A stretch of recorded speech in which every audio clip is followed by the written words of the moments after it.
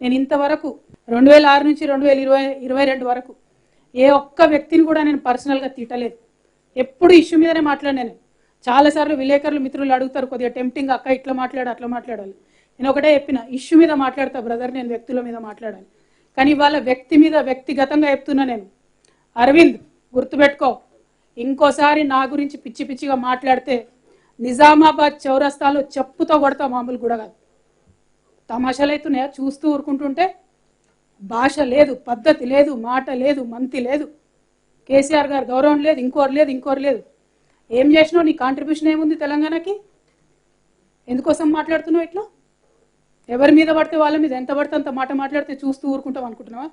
బిడ్డ చెప్తున్నా, ఎక్కడికి పోతావో ఎన్నికలలో ఎంటబడి ఓడిస్తా నిన్ను. అదేవిధంగా ఇట్లా మాట్లాడినావు అనుకో, మామూలుగా దన్నం పట్టుకొని తంతం బిడ్డ, ఎక్కడికి పోతే అక్కడ. తమాషాలు అవుతున్నాయి చూస్తూ ఊరుకుంటుంటే. రాజకీయం చేయి, ఇట్లా పిచ్చేషాలు వేయకు. ఇంకొకసారి మాటలు రావనుకోకు. వచ్చు, మర్యాద ఉండాలి పాలిటిక్స్లో. దిగజారొద్దు. ఒక ఆడబిడ్డతో ఇవాళ ఇంత మాట అనిపించుకున్నావు అంటే ఈ రాష్ట్రంలో రాజకీయాలను భ్రష్టు పట్టిస్తున్నావు అని అర్థమైంది కాబట్టి చెప్పడానికి వచ్చిన. డాడీ కవిత, ఆమెకున్న బాధ, రాజకీయ జీవితం ముగిసింది. ఆమెకి దిక్కుదిమానం లేదు రాజకీయంగా.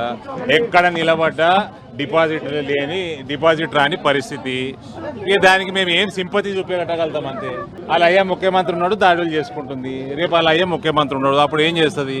ఇక్కడ ఆల్ మై సింపతి చూపెట్టగలుగుతాం అంతే. నాకు ఇటాలియన్ చెప్పులు వేసుకుంటా నేను కూడా.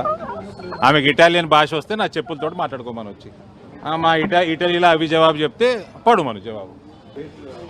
పసుపు రైతులు అందరూ జాయిన్ అయినారు. పసుపు రైతులు 71 మంది నామినేషన్ వేసిన వాళ్ళు భారతీయ జనతా పార్టీ జాయిన్ అయినారు. మీ అయ్యా ఎన్ఆర్ఐలకు ఏం రాసిండు? మీ అయ్యా యువతకు ఏం రాసిండు? మీ అయ్యా మహిళలకు డబుల్ బెడ్రూమ్లు రాసిచ్చిండు. మేనిఫెస్టోలో రాసియకపోతే చదువులే అన్పడ్ గవార్ దానివా మీరు? కవిత అన్పడ్ గవారా? చదువుకోరాదా మీ మేనిఫెస్టో? మీ అయ్యా ఏమేమి రాసిండో?